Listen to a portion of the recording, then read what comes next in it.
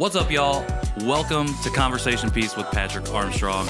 I am the titular Patrick, and this is a show where we talk about the missing pieces of the conversations we're already having.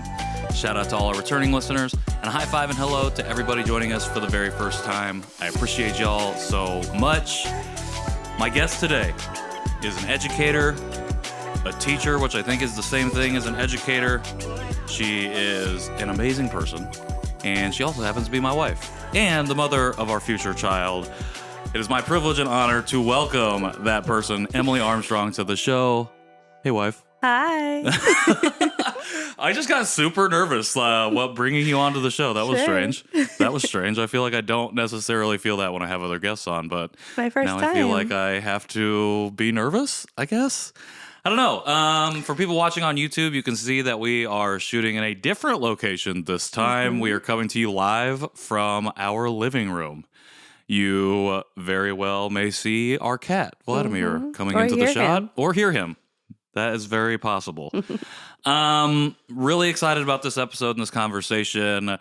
One more until our final episode of 2023, which is going to be our holiday recap where we talk about your top 5 episodes of the year. Thank you, everybody who has been voting. Really appreciate that. Really surprised at some of the results so far, so that's going to be exciting. But today, we are not here to talk about any of that, but make sure you do go vote. Link in all the bios. Excited to have you on. Thank you for making the time. Thank you for allowing us to work in our own space, in our own house to do this. And as we start all of our conversations, for folks watching or listening who don't know who you are, do you mind sharing a little bit more about yourself? Sure. I'm Emily Armstrong, Patrick's wife. I am an educator. I have worked in education for the past 7 years, formerly as an 8th grade English teacher. Currently this year, I am working as an instructional coach where I write and create curriculum for the English department. And then I also spend a lot of my time working in the special education department, specifically working with students with ED. And you come from a family of teachers. I do. My entire family is educators. They warned me many times to not go into education and go into nursing or something else, and I chose to ignore it. But yeah, no, my mom is an educator. My uncle is a principal. My grandpa was my superintendent when I was growing up. So school has always kind of felt like home to me. It's a very comfortable place. I've spent a lot of time in different schools. So, so I work in education. That's it. Education, a big part of your identity for sure. It is. Conversations that we've had a lot. And it makes holiday conversation small talk very easy because you can just talk to them about all the teacher stuff. Yeah, I do feel bad for the spouses sometimes because my family and I will get into educator talk and talking about students or curriculum or what have you, and the spouses just kind of sit there quietly. So, well, we have our own conversations. Sure. It's totally fine. And your family's also super competitive, which we'll probably talk about a little bit, which is how I was welcomed into this family. Yep. Through competition. But in that vein, a lot of questions that I get are, how did you two meet? So I wanted to start with our origin story, and I don't know, do you want to take that? Do you want to tell that story? I think you tell it slightly better than I do. So Patrick and I have kind of like known of each other since probably like 2013. We grew up very close, about 30 minutes away from each other, but didn't know each other in high school or anything. But just with the small network that comes with growing up in smaller towns, knew of each other from different places. I actually really was a fan of Patrick. For those of you who maybe don't know, Patrick had a music career. Check him out on SoundCloud. But he put out a lot of music. He rapped over different beats as well as kind of taking samples from different collections and putting his own lyrics on top of them. And he would release that out on Twitter and SoundCloud. And I thought his stuff was dope. You always put me on blast for that. I've been retired for a while. I think most people know. So I would message him a few times or like his post or whatever. And then, so I guess our circles were just like kind of came past. And then I don't know, in maybe like 2016, so I think it was 2015. 2016 after I came back from San Diego. Okay. Right after I moved back. So, there was a music festival called Forecastle in Louisville, and Florence and the Machine. No, Bunbury. Bunbury. Oh, yeah, you're right. Yeah. Bunbury. Oh, Cincinnati. Yeah, you're right. Wow. We did go to Forecastle. We did go to Forecastle, but yeah. You cried to Maggie Rogers. Yep. And Florence and the Machine was headlining among Of Monsters and Men, Bayside, just a lot of bands that we both enjoyed. And he posted on Twitter, like, who's going with me? And I just, look at me just like out here making moves. I just like slid in and was like, if you drive, I'll go. And so we went, and we had never hung out like individually at all. I knew he was like a safe person. Like I had been around him in group settings and stuff. I felt really comfortable. So we went to the music festival. We hung out. When Florence came on, I was like, I'm going the front. And he was like, I'm not into that. And I'm like, all right, I'll see you at the car. And just ditched him kind of. What happened. And kind of just ditched him. So then we drove home, and then he dropped me off, and I literally didn't hear from him for an entire year. I didn't hear from you either. Don't put that all on me. We did not talk at all for an entire year. And then, I don't know. I think you hit me up randomly after that, maybe about like Game of Thrones or something. Let me interject real quick and ask a question. When you originally slid into the DMs about going to see Florence, was that a flirtatious slide? No. Okay, it was just like, let's just go to this concert. It was like, I had known just like based off social media that we had similar music taste. True. And like, I always saw that you like were going to shows, and I was really into the music scene as well. And so I just knew that we would have a good time, and I was interested in going to the concert, and no one else of my friend group was down. So I was like, that is true. Let's go. Okay, so we are now a year after this moment. I have hit you up randomly to hang out. Uh-huh. I don't know that I had ulterior motives at that point in time. I don't think it was just like, this girl's hot. Let's reconnect. And let's see what happens. Let's just see what happens. I think this is one of your favorite parts of the story. Yeah, to tell. So then we proceed to go on, I would say, 22 dates. Okay, the other day you said 27, so I feel better about 22. It's in the 20s for sure. But those dates are very like friends, but now we're starting to flirt, kind of. And so we have lunch plans or something, and I tell my roommate, again, we've been out at this point over 20 times. I tell my roommate, Kelsey, that you're either, on this date, I just had a feeling that you were either going to say, I'm into you more than a friend, we should progress, or you're going to be like, I just really enjoy your friendship. So I get to the lunch and we're chatting, and neither of those things happen. Instead, you say, I'm moving to Houston. I'm like, oh, okay. Whip out a camera out of my new backpack and say, I'm going to go take pictures and volunteer in Houston. Yeah, Hurricane Harvey had just hit, and so Patrick wanted to work at a food bank, and Upton moved away. And so then he moved to Houston, and we corresponded, and at that point, I'm getting now floods of texts and calls. Just I really and he would drive back to Indianapolis to see me, and I would finally at one point I'm like, what are we doing? Like, what am I supposed to do with this? So you did put out, we had one, we went out in a Broad Ripple for a day, and it was rainy like it is today. Yep. And I'll never forget, we sat down in one of the corner places by the bar and had just the worst time. And I remember us walking away, and after that one, and I was like, I should turn around and run after her and be like, hey, like, yes. And then I kept looking back, and I just kept walking away. And I was like, oh, this is over. Yep. But it wasn't over. Nope. It continued on. Yep. Finally worked up the courage to... Actually, I told people at a certain point that we were boyfriend and girlfriend after coming back from Houston. Mm-hmm. Well, no, we started hanging out like for real. Yeah, for and real. It was a little bit more. Yeah. And then I started telling people that we were boyfriend girlfriend before we had established that. Yeah, I always say we did like a long will they, won't they? Very long. Yeah. It was very long. The long and game. Then a random day in April 21st. April 21st. April 21st, I said, let's do it. And then we were hanging out, and then we moved to Chicago. Yep.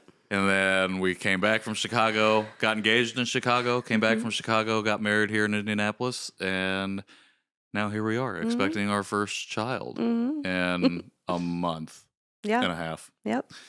Very exciting. Well, thank you for sharing that origin story of ours.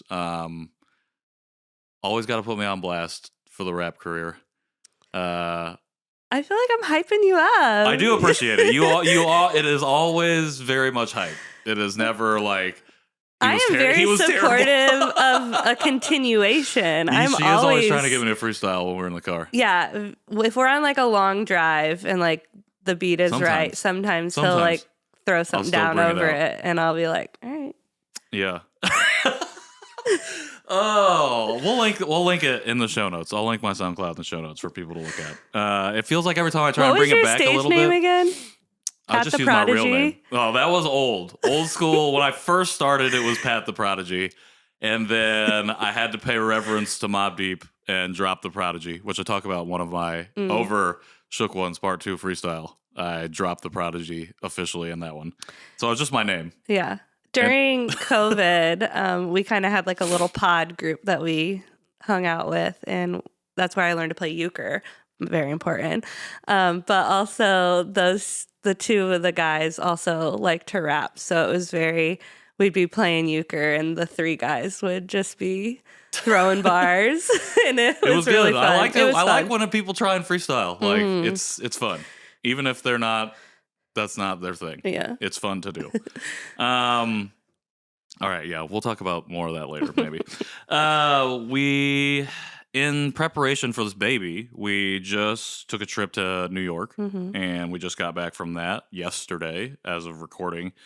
Had a great time. It was a little baby moon, and I wanted to ask you two questions. The first one being, what was the funnest thing that you think we did in New York? This is the first time, so for context, this is the first time we've been together. We've both been to New York separately on different occasions, but this is the first time we went together on just like an actual vacation. So funnest thing that you think we did? Most thing that we funnest. did. This was actually my first time staying in Brooklyn. I've always stayed in Manhattan prior, and I really liked Brooklyn. I felt like there was just as much to do and see. The people were really creative and interesting. It also felt less touristy and like more walkable, where in Manhattan it's like massive crowds, especially I'm assuming at this time of year.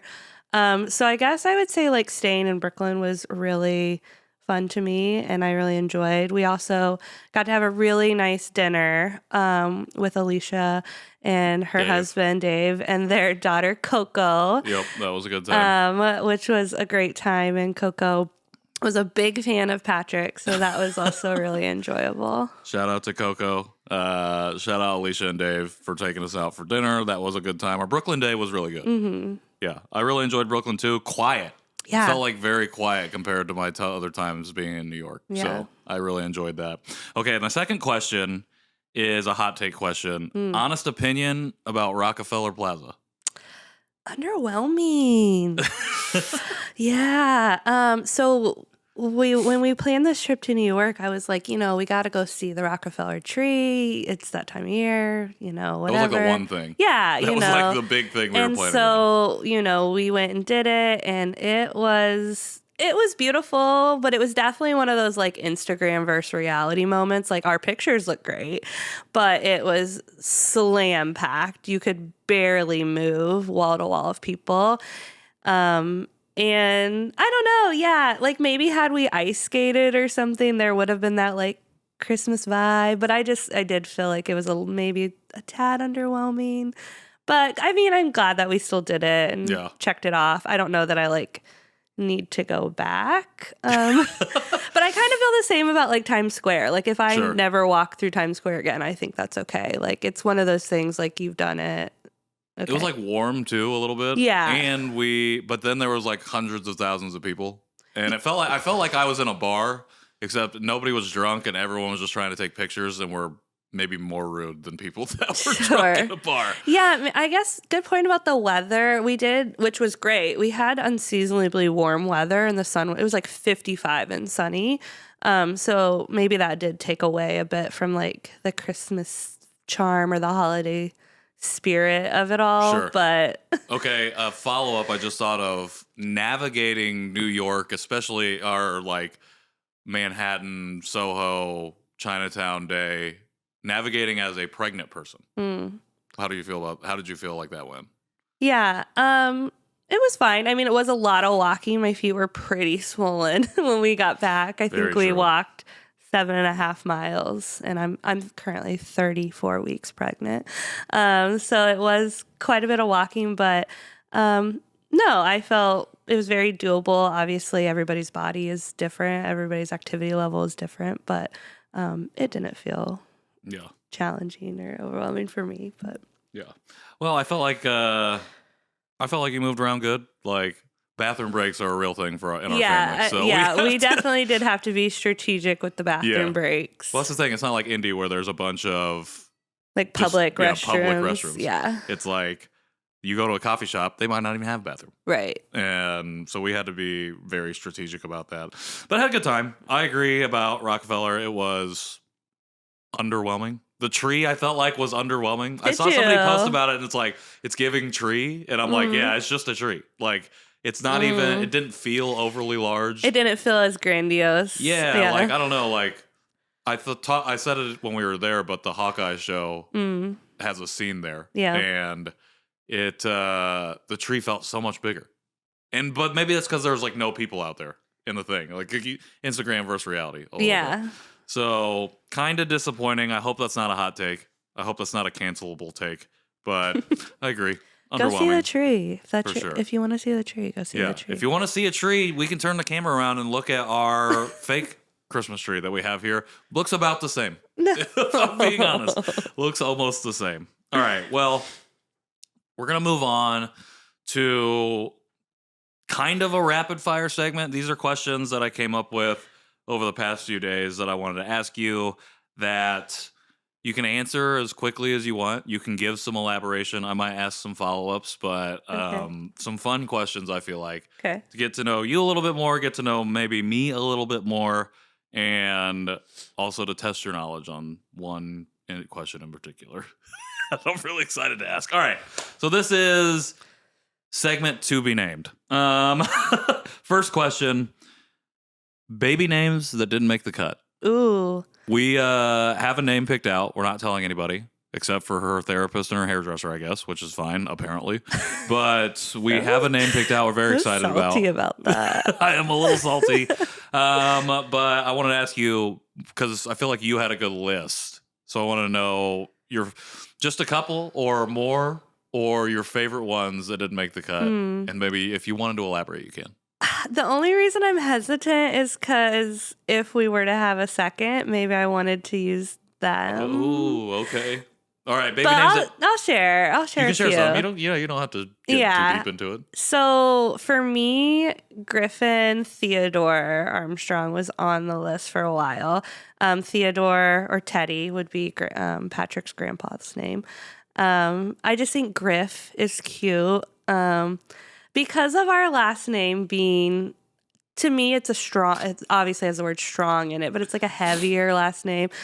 I feel like 9 letters. Yeah, I gravitated towards like more one syllable or shortened first names.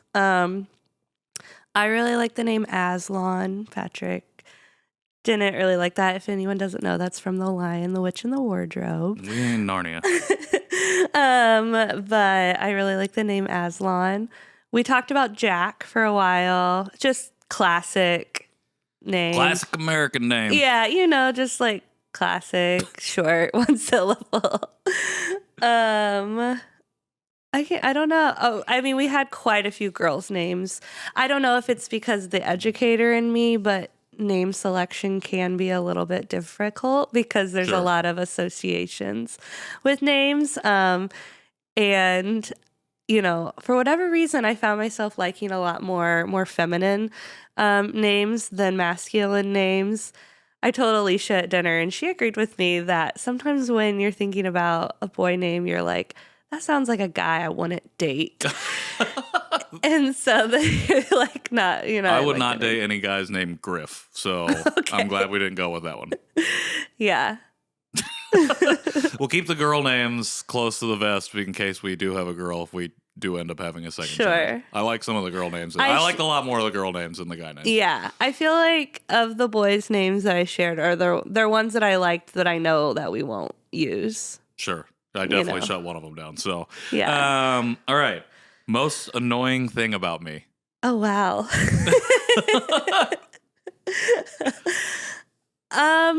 Probably the fact that you take your shoes off, and even though we have a perfectly positioned shoe rack right next to the door, they still are all over the house. I feel like that's a recency bias thing that just happens. That happens all the time. I'm surprised that's not what I thought you were going to say. Oh, okay. Another one is that you take your pajamas and put them right next to the laundry basket instead of in the laundry basket. All right. I don't know why I asked this question. Okay. Well, those I'll take those. That's not bad. That's not bad annoying. That's just like a me thing. No, Patrick's actually very, very tidy, which I appreciate. I'm a Virgo, and I'm very organized and very detail oriented, and I'm very visually,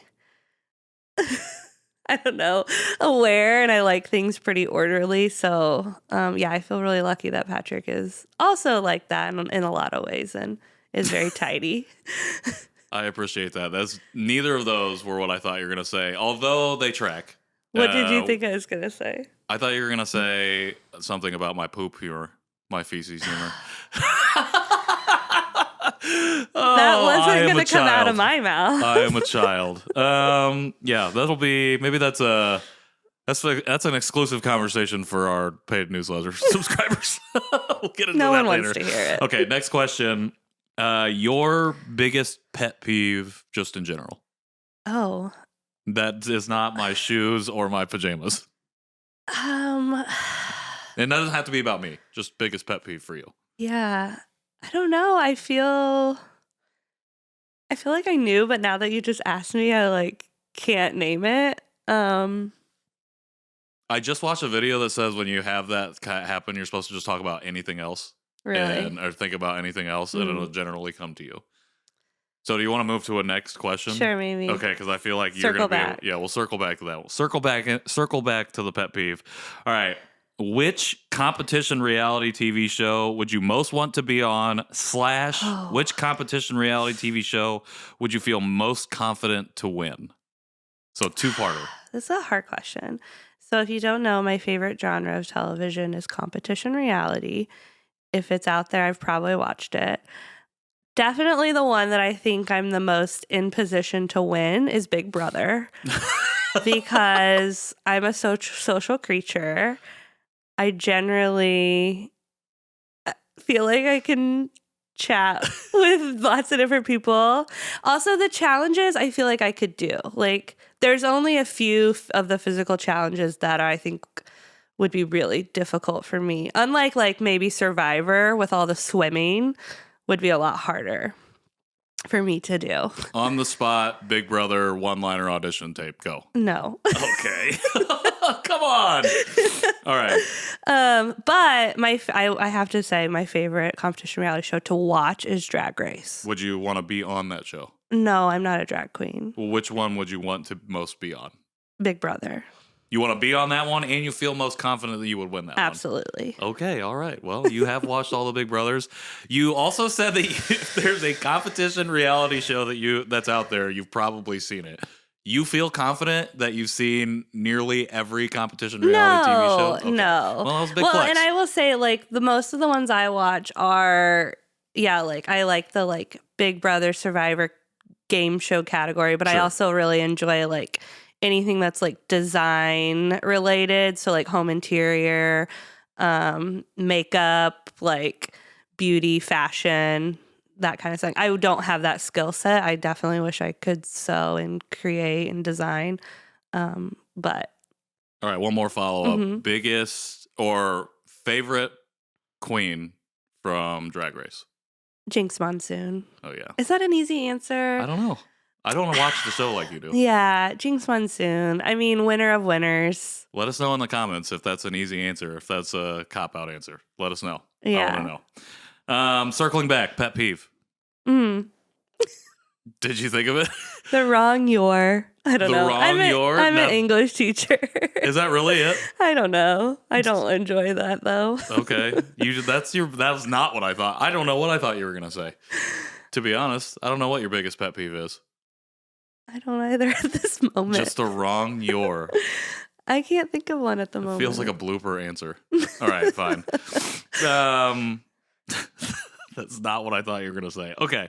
My last question for this particular segment, to be named, is the test your knowledge question. I'm going to put you on the spot here. Okay. And this is going to be potentially go viral in my community. What does John Chi mean? It means it means feast. Okay, putting in the clapping sound effects. Bonus question: do you know the other word that it means that we just found out recently? To like celebrate or gather. That's part of the original. Okay. Also means banquet. We found. Oh. So we've been calling ourselves the Banquet Boys. Okay, this is that's for my fun. other podcast, The John Chi Show, which I'm assuming the people listening to this also listen to. All right. I thought that was going to stump you. I'm not going to lie. How many episodes of The John Chi Show have you listened to? Maybe 3 or 4. How many episodes do you think we have? Over 100. 155, Good I job, think. We're guys. close to. Yeah. 3 Okay, years. That's I a will lot. say I listen to you record. That's true. So I get to hear the unedited version often. So yeah, no, but me like going to Apple Podcasts or Spotify and clicking play, not very often. Is it rude? But very often do I hear them being recorded. So is it rude that I thought you weren't going to get that right? it's okay. That is hilarious. I just know that she doesn't really listen to the show like my mom does, who's listening to this right now. Absolutely. I'm sure. So, hi, Cheryl. Congratulations. I'm excited that you got that one right. Better than your pet peeve answer, the wrong your. I'm not here for that. I know you got different ones than that. But, okay, that was segment to be named because I don't have a name for it yet, but it was good. I thought those were good answers. And people know now about you from a competition reality standpoint. So, Big Brother, if you need somebody, she's on the couch right now. She couldn't come up with a one-line audition, but have her on the show. So, okay, we're going to move into the back part of this episode. Generally, we talk about the missing pieces of the conversations we already have on this show. For this show, we're doing a little bit different. I had the audience in the week leading up to this episode send in some questions that we can answer. And we got some pretty good ones. So I don't know if we're going to get to all of them today or in this conversation, but we're going to try and get to some of them. And I appreciate everyone who sent in a question. I thought a lot of these were really, really good. So I've got a few I'm going to ask you. You have a few that you can ask me. And then we have a couple for both of us. So I'm going to ask you a question first, and then you can ask me one, and we'll go back and forth. First question. Did you grow up around a diverse group of people, or is it just white spaces like I grew up in? I definitely grew up in more white spaces. I guess we kind of touched upon it when our talking about how we grew up like 30 minutes apart. Yeah, so I actually grew up in a smaller town than Patrick did, if you can believe that. I think the last time I checked, our population was like 800. We don't even have a stoplight. No stoplight. So yeah, yes, no, I grew up in a very homogenous place. But I do feel like I was very privileged and lucky in a lot of ways that I was able to travel a lot. I'm an only child and my mom is a teacher. And so every summer we always took trips and we went to a lot of different places. And so from a pretty young age, I was able to see a lot of different people, lifestyles, cities, backgrounds.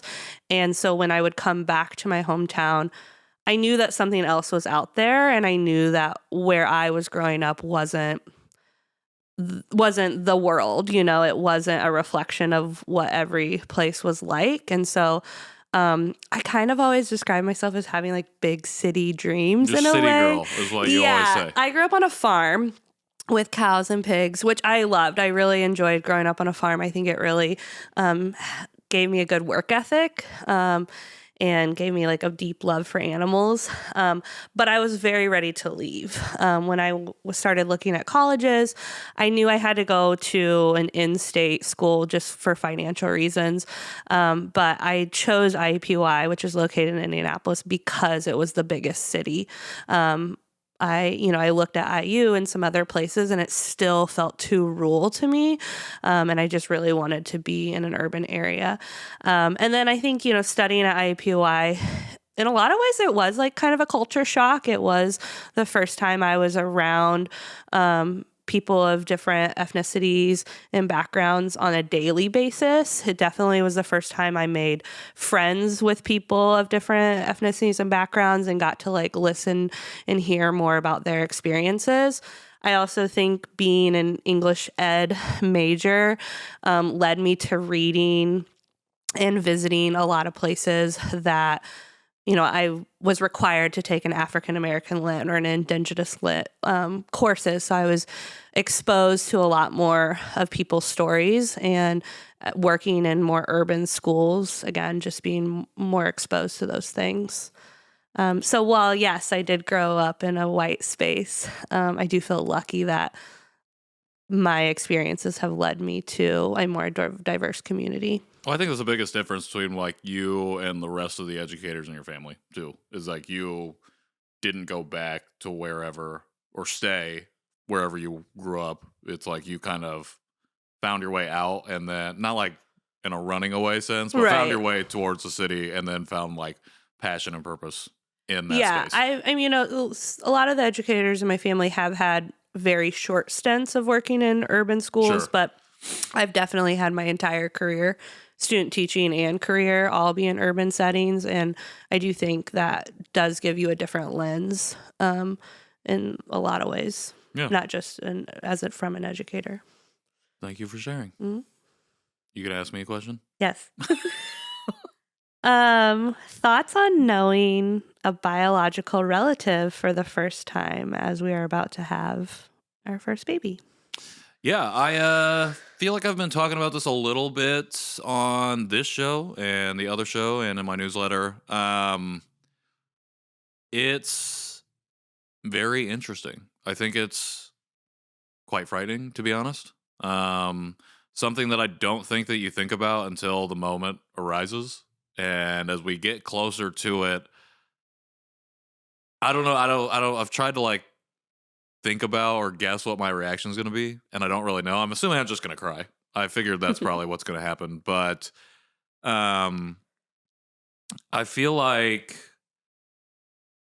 I've come so far in the last 3 years, but especially in the last like 6 months with just kind of understanding who I am and really like finding comfort and security in like my own identity in a different way than a lot of this other journey has been.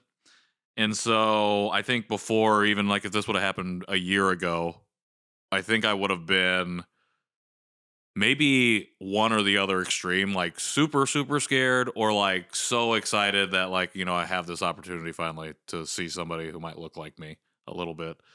But I think right now I feel very calm.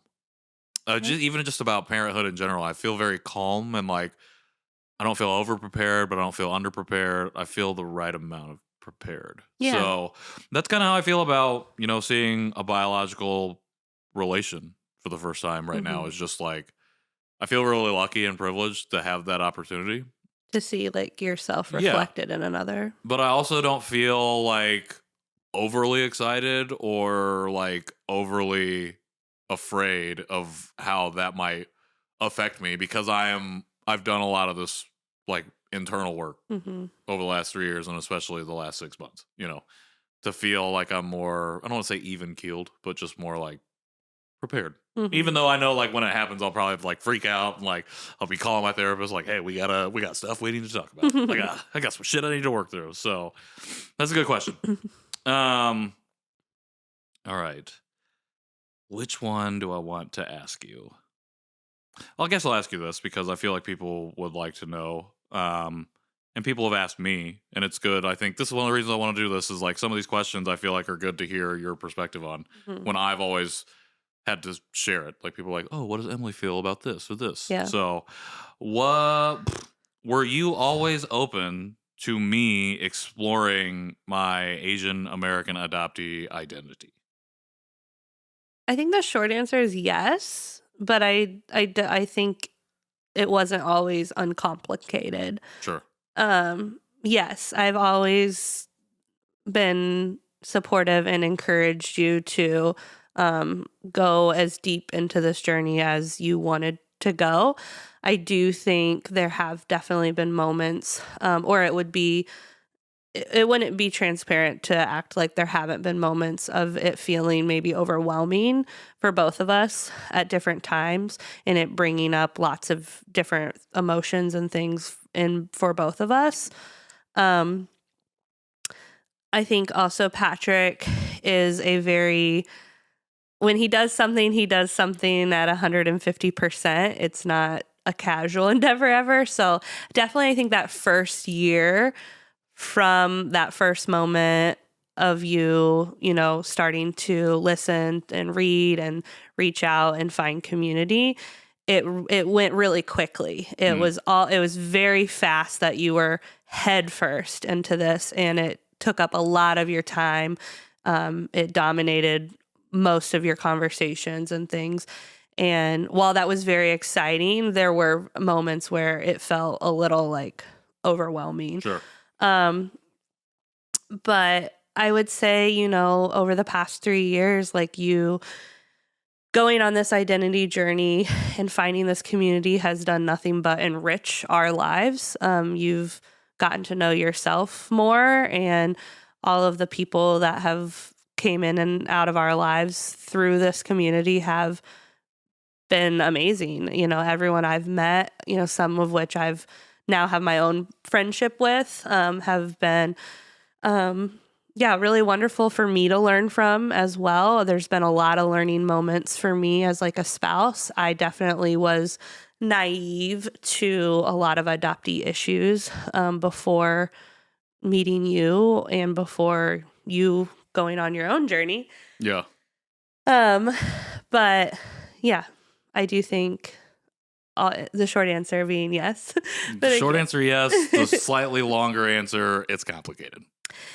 Yeah, I think there nothing doesn't have, ebbs and flows of different things. And it's a traumatic event. It's a heavy event. And so it's going to come with, different things. And for any adoptee spouses out there, like, I see you, I understand, like there are varying emotions. I've definitely experienced like insecurities on my own, having feelings of like, will Patrick ever wish that he married someone Korean, or that, those kind of my own insecurities. There's a movie, Past Lives, that I think came out this summer. I think it kind of touches on that topic, and I have yet to see it. I've heard it's great, and I do think it's something I'd love to watch at some point, but I think emotionally I'm a little nervous on how it might affect me. So I haven't watched that one yet, but yeah.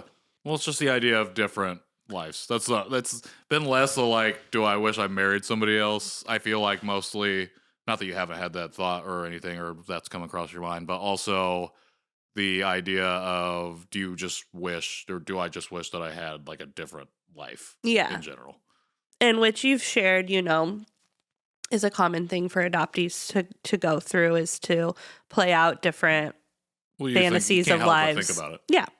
After you go in that what if, know. 100%. But it's hard to live in the hypothetical, and you can't, because it pulls you out of the present. Right. It's not that you can't or shouldn't think about it. It's that it's also like those different lives, those different timelines are things that you can't inhabit. And you can do certain things like to explore, but again, it's all part of the same life. It's not like something you can't just go be different in that way, Well, and I just really need to really shout out this whole community. It's been nothing but warm and receptive to me. I've had the opportunity of being in spaces where I'm the other, and I've never felt othered. Even when we went to Korea, and which Korea is a very homogenous country, and I did not see many people of any other ethnicity. I never felt othered. I never felt singled out or anything. But also with understanding that not all spaces are for me, And right. I mean, that's a good understanding. I think it's hard to reach that point sometimes for people. All right, ask me one more personal question, and then we're going to go jump to both. Okay. What is something that I, Emily, had to do to love you better during triggering moments? And that question was sent in, which I think was a really interesting. All these questions that we're asking right now are sent in. Yeah. Don't make it seem like nobody sent in any questions. Oh, well, people watch this show. I wanted to follow us on social really media. wanted to mention that question was sent in. It is a very thoughtful question. I think one of the things that we had a really long conversation about was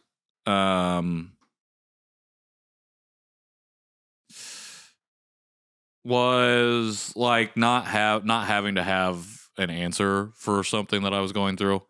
And I think it seems like a simple thing, like just the active listening to understand. But I think as I was going through this, it was very new. You're also going through your own journey, and it's hard to say sometimes to not try and help. Like, I'm like that when you have some issues or things going on. Like, I always sometimes try to like have an answer when it's really solution based. Yeah, when it's really like, I just need you to listen and shut the fuck up. Like, stop trying to like fix it. It's like, I just need to get this off my chest.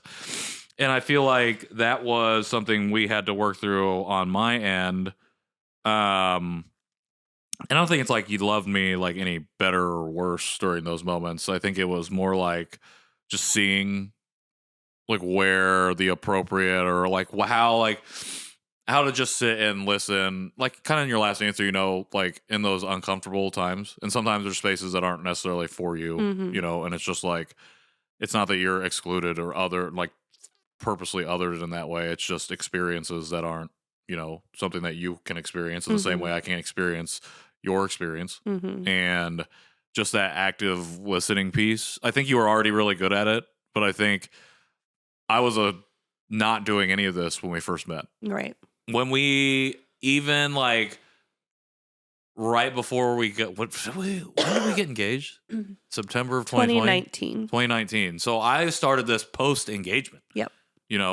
And this was like a huge shift, not just in my own life, but our lives. Yeah. And I think like you said, I'm going 150% the whole time. And sometimes it is like, oh, I need you to do this or whatever. Like, you're just trying to figure it out too. And I think both of us learning that, like, sitting and listening and sitting in the discomfort of whatever it might be was really important to strengthen what we already have. And I think one of the things we always tooted our own horns about was our communication when we first got together. I think that was really tested for a minute. and I think we came out fairly well on the other side of it to be able to communicate, because it was more like, okay, we just got to listen instead of just being like, well, you should do this or you should do this, you know? So I think that was it. Yeah. Yeah. Thank you for those questions, people who sent them in. We're going to get to a few of our both questions now, questions for both of us. And then we'll wrap up the episode. 48 minutes we've been going. We have a bunch of questions, so we could go for even longer, but I don't want to take up everyone's time like that. So, anyways, first question. What do I want to talk about here? Okay, we'll do a couple, one serious, and then we'll do a couple fun ones. Have we discussed future conversations with how we're going to have future conversations with our son about being biracial and about me being adopted? Yeah. I think so. I think we've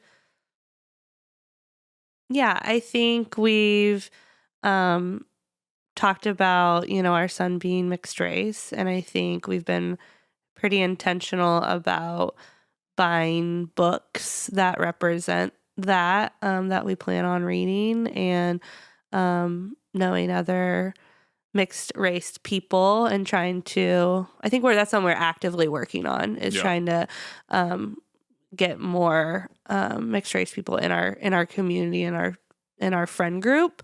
But yeah, I think we definitely are going to be very intentional about the schools that our son goes to. And yeah, as for adoption, I don't know if that we've specifically talked about it, but I know that we will. It's a huge part of your and I's life, and therefore he'll be along for the ride in that. Yeah, I'll just say, hey, I have a podcast you can listen to. There's over 200 episodes now. Just listen to that, and then you'll hear me talk about it. Yeah. And then ask me questions if you want. Yeah. That's every night I put my headphones up to Emily's tummy and just play that. And I'm like, all right, you'll just get all the information you need now. Yeah. But, I do think it's conversations that we've already started to have, and I'm sure we'll have more once he's here, and definitely has a bigger grasp on things and has his own questions that maybe we haven't prepared for, and we'll have to answer in the moment. I think we've also had conversations with our family that have been important, because Patrick's parents have two children who are of a different race. I think they have a little bit more firsthand experience with comments that maybe are made around their kid, where, my parents don't have that. So this will be newer for them. And I've already had some conversations about, if someone were to make a comment about our son or around our son, what are some actionable steps that we could take in that moment? What are some things I would hope you would do? What are some things you would do? So I think we're preparing in that way too, is making sure that hopefully can provide a very safe and open space for our son. And yeah. I feel like the mixed race conversation is one that I've had a lot over the last few years.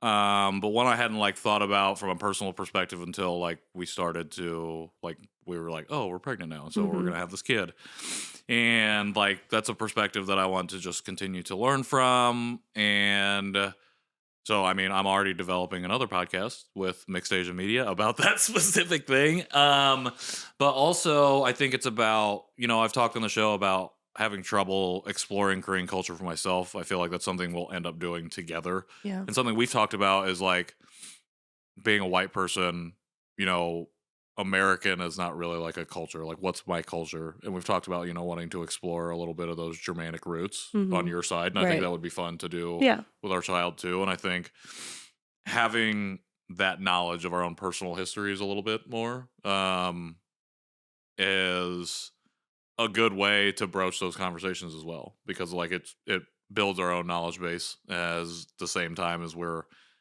sharing and learning that knowledge together, and showing, oh, hey, like it's totally fine that you're both of these things. Yeah. And you come from both of these places. Mm-hmm.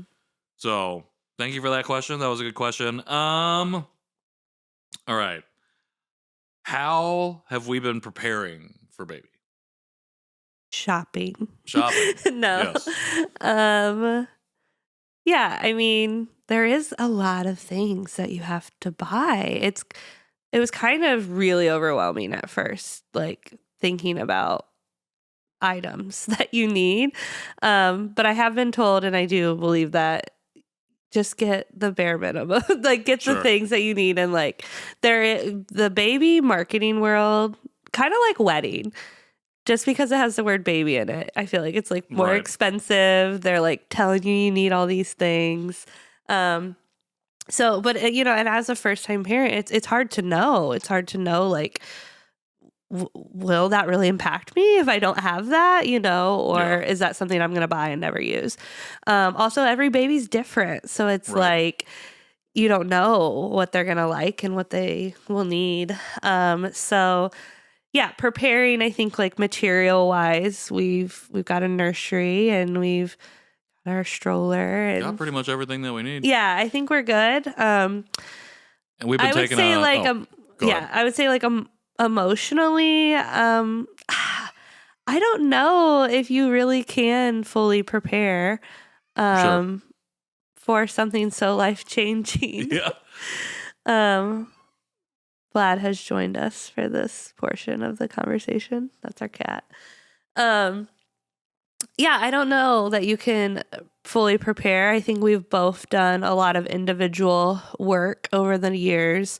And this was definitely like something I think we always knew we wanted kids. I knew that Patrick was going to be a great dad from the moment I met him. And we both talked pretty early on in our relationship that we wanted children. We kind of timed it and planned it out even. So this wasn't something that we didn't, there was no thought behind, but. Yeah. Definitely all the material stuff, and we've been taking parenting class. Yes. So we have our last one tomorrow, the day before this episode comes out. And then we'll be ready. We'll be basically parents. So, no, I think agree on the emotional stuff. Like, I think the best thing that I did in preparation was start going to therapy, and that was not intentional from a parent perspective, just a personal one. And so I think that has been the biggest thing for me in terms of preparation. You were like the aesthetic person and the not the material person, but like the person who knows all the stuff and has done the most research on that. And so, like, very glad to hand those reins over to you from that perspective. And it's like, what can I do? Yeah. And I know from a personal perspective, it's like just doing that work on me. I think the parenting classes which I feel very lucky, they are offered to us at our hospital for free, and that we've taken. They have been very informative. Yeah. We've got to tour the hospital, which was really nice. And also feel lucky that I've been able to chat with some other parents and ask questions. And I've learned a great deal from other, moms and stuff, and taken their advice. And yeah, 100%. All right, 2 more questions, then we're gonna wrap it up here.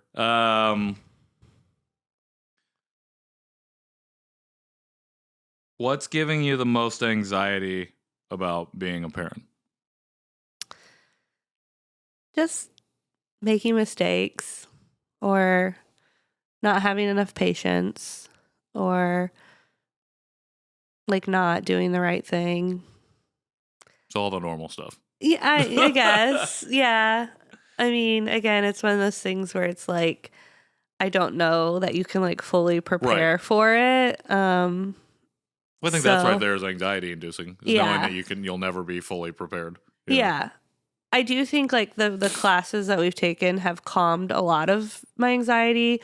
We talked about, different things that could happen, and that, like the instructor said, it wasn't meant to scare us. It's just to help us be informed. Right. So that has been really nice. But yeah, I think parenting is going to be really amazing, but I also think it's going to be really challenging. Um, and so, yeah, I guess I just hope that I can do do Yeah. my best, and I feel the same. They don't resent me when they're 30. No. I feel the same way. Like talked about being calm, but I think if there is anxiety, it's all like when the baby is here, am I doing all the right things? Are Mm-hmm. we doing all the right things together? Um, they're nonverbal for a lot of it, this infancy. So it's like, if we're doing something wrong, it's hard to say. Like they're not telling us, other than, and even if they're crying, it's like, oh, well, that's like what they're supposed to do. Right. So it's like, are we doing something wrong there? And just like, I think the other thing that I think about that's probably anxiety inducing a little bit is just like thinking really far down the line from a legacy standpoint. And I've been talking about like, I can work on myself. That's the legacy. And also there's like the community aspect of it and the like the work that I've done aspect of it, like from like a personal pride perspective. And then like, I guess that's probably it. Two of those things, the community and the life that we lead. Is that something that I feel like is worth it for them? I think it is, but also you never know because it's like so far in the future, right? But it's like can't help but think about a lot of that future stuff. Yeah, when it comes to that. So, thank you for that question. I thought that was a really good question. Not going to get to all the questions, but am going to close it out with a fun one that has a bonus. So, what do we do for fun / date nights? I would say travel. We both enjoy. I would say we're both pretty extroverted. Probably you more so than me. But you say you called yourself a social person earlier, and I'm like, well, you also hide from the delivery person when we go. That is different.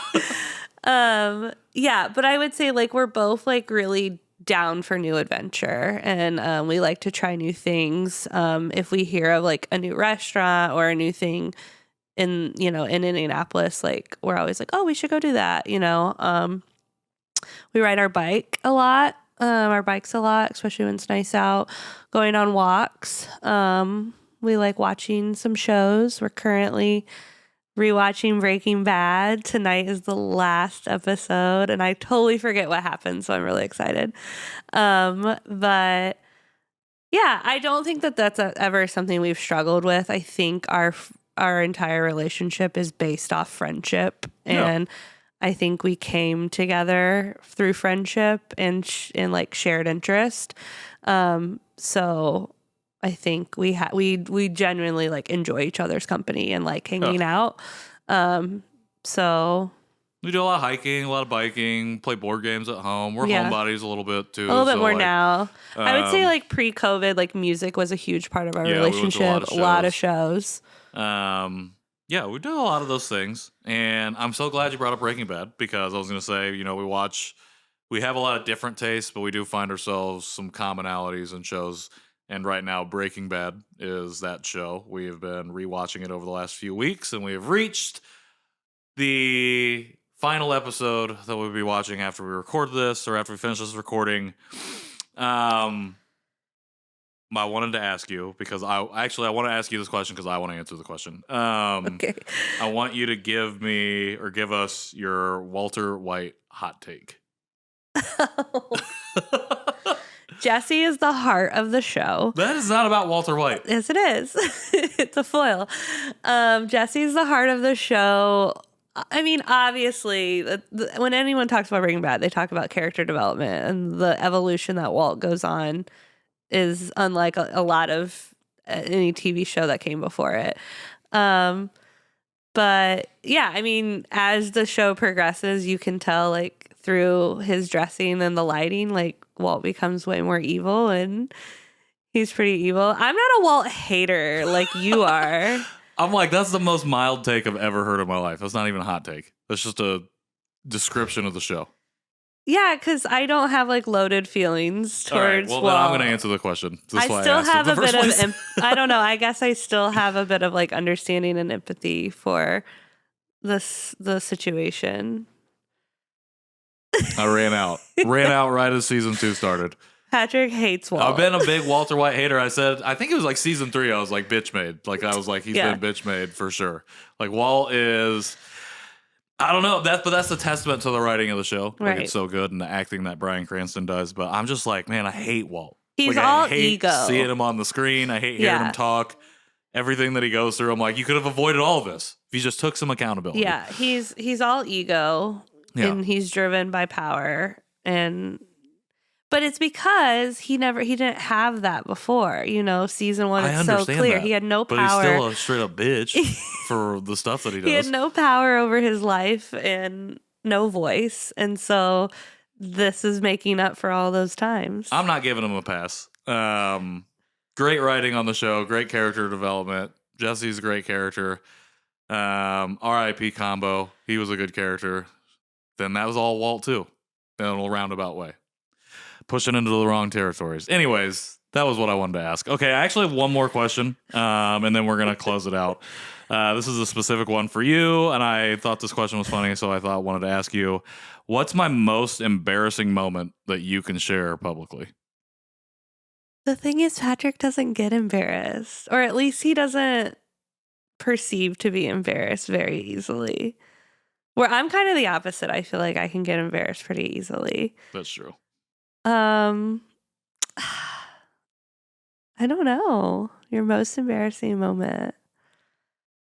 I have a bunch of them. You have I'm not going to tell. I'm not going to share them here. Well, that's not fair. Okay, I will share one. You want me to share one? Sure. Okay, so I don't remember when this was. Before we were together, I think. Yeah, it was before we were together. I was in Chicago, and it was during the winter, and there was a jacket from Columbia. They always do the Star Wars collaboration, and I was like waiting for the link to drop to get it because I knew like it would sell out in an instant. And I'd been at a friend's house, we were drinking, and I was like, okay, I gotta go outside and wait for this and like get it. And I was waiting, and I was like, oh man, I gotta pee real bad. And so I'm waiting, and I'm finally like, okay, it's open. And I start to place the order, and I'm placing the order. And I'm like, oh my God, I gotta pee. I'm like, okay, I just gotta get to the end. And I hit pay, and it says it's like buffering and loading, and it goes, you were too late, essentially, is what it said. Like, I didn't get the coat, and I was so furious that I just peed my pants right there on the side of the street, trying to wait to get this coat, and it was very embarrassing. Because I had to go back into the party where there was a bunch of people I didn't know. Yeah, that's super embarrassing. And I didn't even get the damn coat. Dang. That was Sorry. Yeah, I felt like that was pretty embarrassing. So that's pretty embarrassing. Yeah, that's all right.